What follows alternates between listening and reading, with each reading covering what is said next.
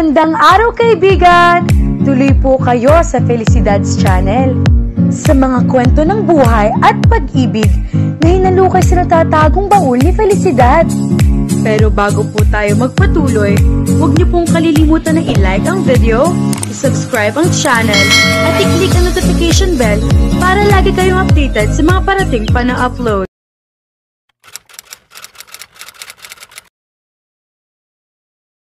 Sampung oras, inabot ang biyahe ni Cassandra at Adriel hanggang Buenos Aires.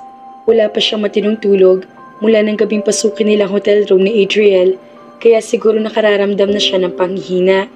Habang pababa ng eroplanong sinakyan nila, ay hindi sinasadyang nawalan siya ng balanse. Mabuti na lang at nasalo siya ni Adriel bago pa man siya tuluyang sumubsob sa sahig. Ipinalibot nitong isang braso sa kanyang baywang habang ang isang kamay nito ay nakaalalay sa isang braso niya. Inakay siya nito hanggang sa makababa sila ng eroplano. Isang itim na Mercedes ang naghihintay sa kanila. Tahimik na sumakay siya roon. Sumiksik siya sa dulo ng sasakyan upang malayo siya sa lalaking kasama niya. Mukhang hindi naman ito na-offend sa ginawa niya dahil baliwalang sumakay ito roon. Agad din nilabas nito ang cellphone nito at tinawagan na kung sino habang papunta sila sa malamang ay bahay nito. Inabala na lamang niyang sarili sa pagtingin sa mga dinaraanan nila habang sinusubukang intindihin ang mga sinasabi ni Adriel sa kausap nito. Marunong magsalita at makaintindi ng French, German at kaunting Latin, ngunit hindi ang Spanish. Kaya naman agad din siya nagsawa sa pakikinig sa pagsasalita nito. Nang matapos ito sa pakikipag-usap, ay naging sobrang tahimik na sa loob ng sasakyan.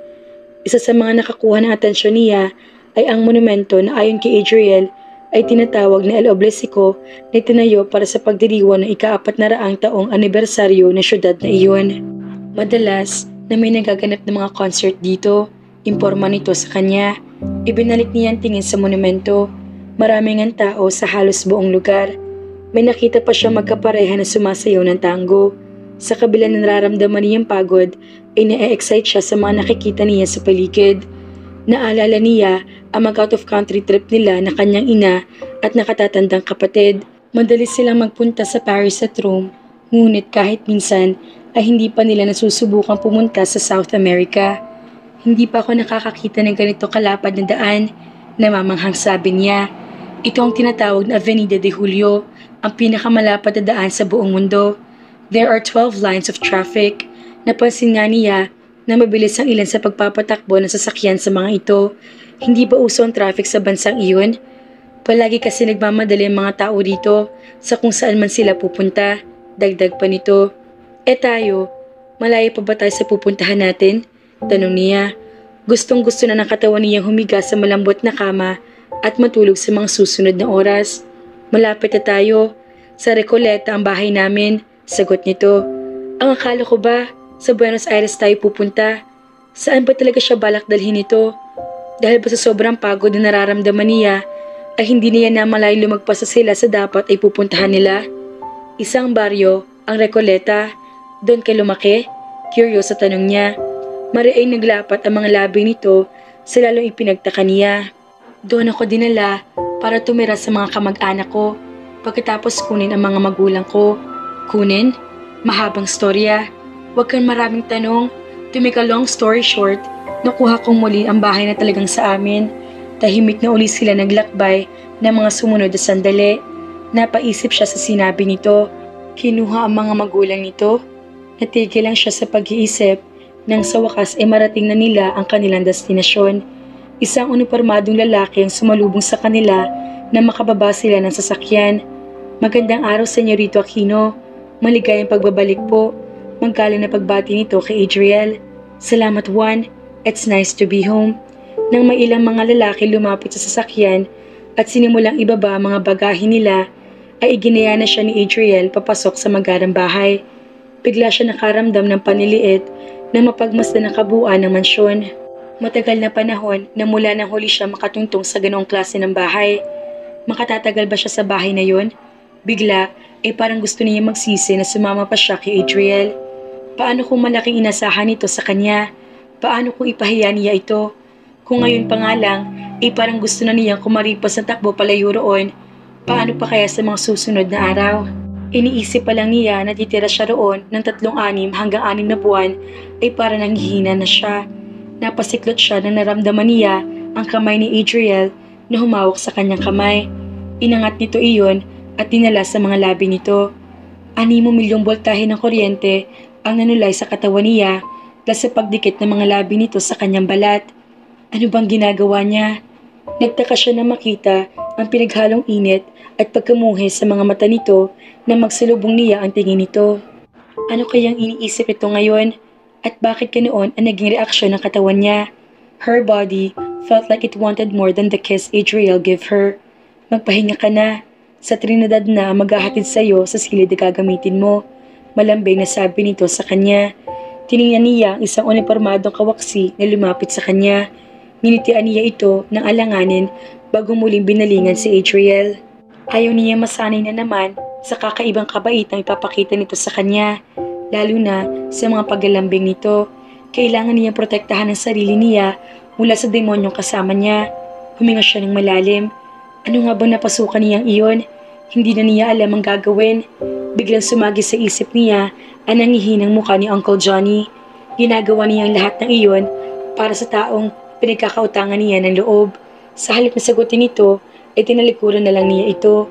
Ngunit nang ihakbang niyang isang paa, ay bumuway siya. Siguro, ay masyado na talaga siyang pagod. Marahil, ay nakadagdag din doon ang takot at hirap na nararamdaman niya ng mga sandaling iyon. Sa isang iglap, ay nasa mga bisig na siya ni Adriel. Napasubsob siya sa malapad na dibdib nito. Please, ayos lang ako. Pagod lang siguro ako. Aniya rito habang sinusubukan niyang ilayo ang sarili niya mula sa katawan nito. Ngunit lalo pa siyang hinapit nito palapit dito. At bago pa siya makaangal ulit ay pinangkuna siya nito. Tumagundong ang boses nito sa buong kabahayan na utusan nito ang pobreng kawaksin ayusin ang kanyang silid bago ito naglakad paakyat sa itaas. Hindi na lang siya umimik. Nang ikasal sila noong 18 taong gulang pa lang siya, ay pinangarap niya na mangyaring ganoon sa kanila. Napapangkuhin siya nito hanggang madala siya sa kanilang silid. He would whisper sweet nothings to her. He would kiss her and make love to her all night. Ngunit hindi na niya ang dating Cassandra na mahina at baliw rito. Iba na siya ngayon. Malakas na siya at hindi na siya magpapaapekto rito. Hindi na siya dapat naapektuhan ng pagkakalapit nila. It had been 4 long years since she got this close to a man. Na makarating sila sa silid na ookupahin niya, ay ibinaba siya ni Adriel sa isang city at tumayo sa harap niya. Ipinikit niya ang kanyang mga mata dahil nakaramdam siya ng relief at disappointment dahil malayo na siya rito. Kung buntis ka, sabihin mo na sa akin ngayon pa lang.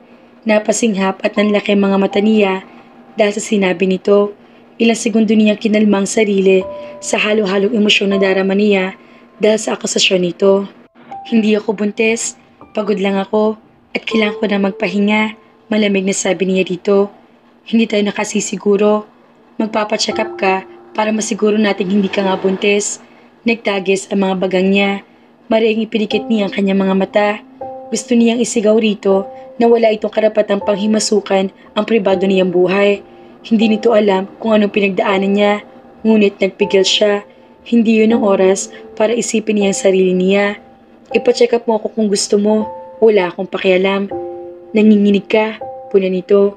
Nang mag-angat siya ng tingin, ay nakatingin ito na mataman sa kanya. Lumabas ka na, he gritted his teeth. Mukhang ginalit na naman niya ito.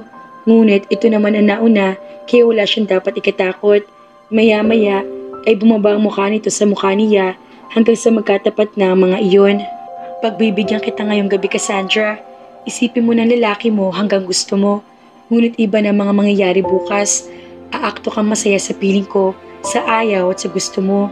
Tumawid ito ng tayo. Walang lingon-likod na naglakad ito palabas ng kanilang silid. Ilang minuto lang ang lumipas ay pumasok na si Trinidad sa kanyang silid. Inayos ito ang paliguan niya. Wala nagawa ang pagpoprotesta niya dahil trabaho raw nito ang pagsilbihan siya kaya hinalaan na lang niya ito. Wala sa plano niya ang maligo ng mga sandaling iyon. Ngunit nang maamoy niya ang mabangong aroma ng tubig, ay pinagbigyan na niya ang sarili niyang mag-relax kahit kaunti. Marahil sa pamamagitan ng pagliligo niya, ay maaalis ang kakaibang nararamdaman niya para sa lalaking kanina lang kasama niya sa silid na iyon. Because they're worth doing. Just like learning Spanish, for as long as you're here, it's worth doing. Think of it as an adventure. Hindi ako mahilig sa adventure. I like everything the way I expected it to be, and I like my life as it is. Yes, I remember you were once a scared little rabbit. Ramdam niya ang pamumula ng mga pisngi niya dahil sa sinabi nito. I was shy, umisment ito. Huwag ka na magpanggap, luma na iyang dahilan mo eh. Hindi ako nagpapanggap lang, tanggap ko kung ano ako. Huwag mo akong hinuhusgahan, Adriel. Tiningnan lang siya nito, ngunit hindi ito nagsalita. Ipinamulsa nito mga kamay. Kailan ka pa nagkaroon ng tattoo? Tanong niya. Hindi ko gusto magkaroon niyan, ngunit kailangan. Kailangan yan para mapatunayan na tapat ako. Tapat saan? Hindi mo gugustuhin malaman. Malay mo naman sa iniisip ko, kaya ako nga itinatanong eh. Papiloso pong sagot niya. May kinalaman ba yan sa masasamang panaginip mo? Ang inaasahan niya magiging reaksyon nito ay hindi niya nakita. Kaswal na naglakad ito palapit sa kanya at itinaas ang baba niya. Nice try, Cassandra. Maghanda ka na para sa Spanish lesson mo. Hinahayaan mo ba yan dyan dahil sa isang alaala? Pwede mo naman kasi ipatanggal yan. Ibinaba nitong kamay, tinignan siya. It's none of your business. Saglit na nakipaglaban siya ng titigan dito bago niya napagpasyahang sumuko. Muli niyang tinignan ang kalendaryong hawak niya. Hindi ko naman kailangan matuto ng tango. Itong pambansang sayaw ng Argentina at ang two-stepping country music ay sikat sa Amerika. Hindi mo man lang ipinagkakaabalahang matutuhan iyon nung kasal pa tayo. Hindi naman national dance and two-stepping a country music at half American lang. Biglang kumunot ang noon nito na tila may naaalala. Come to think of it, hindi pa kita nakitang sumayaw sa buong durasyon na nakilala kita. Hindi nga kasi ako mahilig sumayaw. Hindi iyon totoo, ngunit mula na magbalik klase sila noon na kanyang kapatid ay hindi na niya sinubukang mag-aral pa kung paano magsayaw. Masyado siyang mataba noon para magawa ang mga dapat nilang gawin, hindi katulad nila Vinya na kayang-kayang gawin ng iyon. Huwag kang mag-alala, matututo ka na ngayon. Isa yan sa mga kailangan mong gawin bilang asawa ko. Asawa ko? Paulit-ulit na umalingaw iyon sa kanyang tenga. Wala naman siyang ibang pagpipilian kundi sundin ang lahat ng pinapagawa nito. Ngunit kailangan niya makasiguro sa isang bagay. I don't remember this ever being a requirement before. Gagawin kong lahat ng ito kung may pakikita mo na sa akin ang kontrata. The contract will arrive soon at hindi ko natatandaan na banggit ako ng kahit ano tungkol sa kasal natin noon. Nasa boses at anyo nito ang pinipigil ang galit. Nagkibit-balikat na lang siya. That's not my fault, isn't it? I was nice to you, and you thought that gave you the right to have me for your own? He swore in Spanish. Sinabihin mo ang daddy mo na bilhin ako. Huwag ka na magpanggap na wala kang alam. Umakyat yata sa ulo niya ang dugo niya sa galit. Sawang-sawa na siya sinasalong lahat ng sisa sa mga nangyari noon. Gayong wala naman talaga siyang kasalanan. Or were you nice to me, Adriel? Dahil ba sigurado kang papakasalan kita? Dahil alam mong gusto kita, ang pagkakataong iyon para mapasa iyo la familia. Anong karapatan mong baliktarin ako? Isa kang oropeza. You are a spoiled brat.